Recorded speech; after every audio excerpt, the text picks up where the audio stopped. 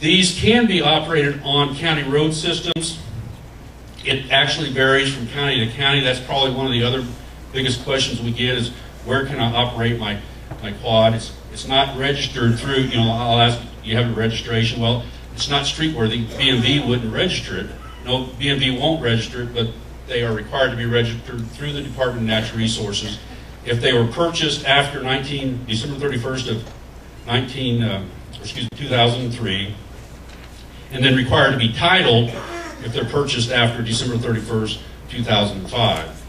And the lending institutions were really the driving force behind the titling. If those machines started getting up $10,000 or more, the lending institutions wanted titles to go with those loans. So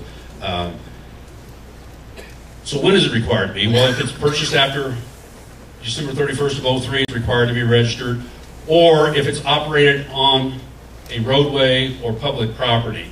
Redbird, one of our Department of Natural Resources off-road vehicle properties, if you're going to operate one there, it's required to be registered. If Michigan's been involved in off-road vehicle trail systems for years and years, and if you take your dirt bike or your quad to one of the Michigan facilities, it's going to be required to be registered. All those states would recognize Indiana's registration.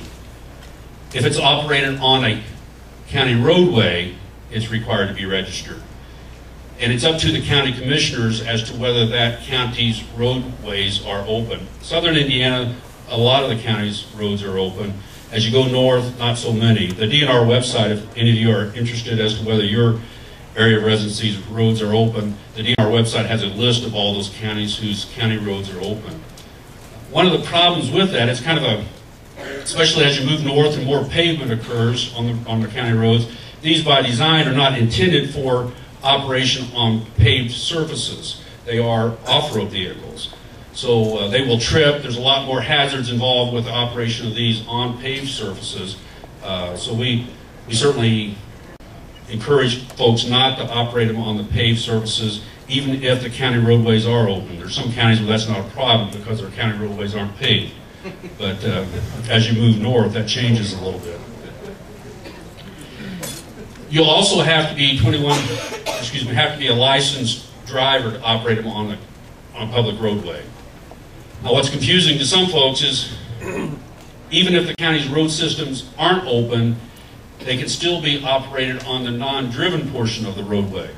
There's a road right-of-way, and most people think of a roadway as only being that portion that the vehicles travel on, but in reality there's adjacent property that's part of the public roadway, and if they are registered, they can be operated on that non-driven portion of the roadway, even if the county roads aren't open to operation.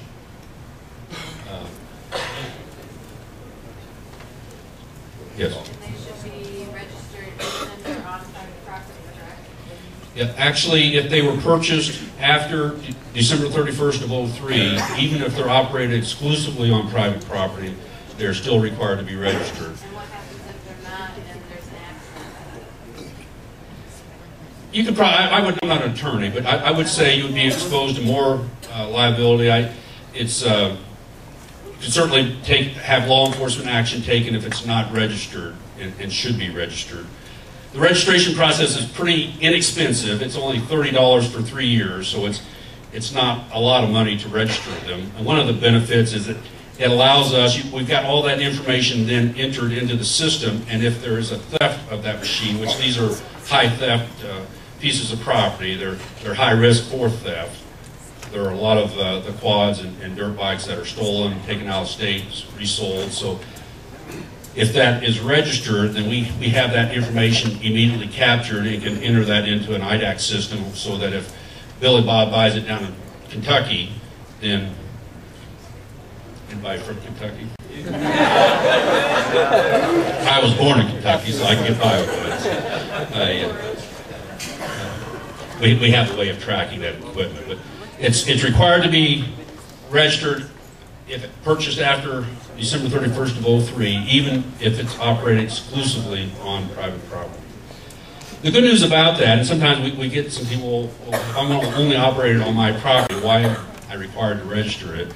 And one of the benefits to that is all that money, which it goes back into a dedicated fund and is used to manage the public properties that are open to off-road vehicles, which Interlake down in the southern part of the state and Redbird are the only two public properties. And then there are some grant programs available for private clubs through that.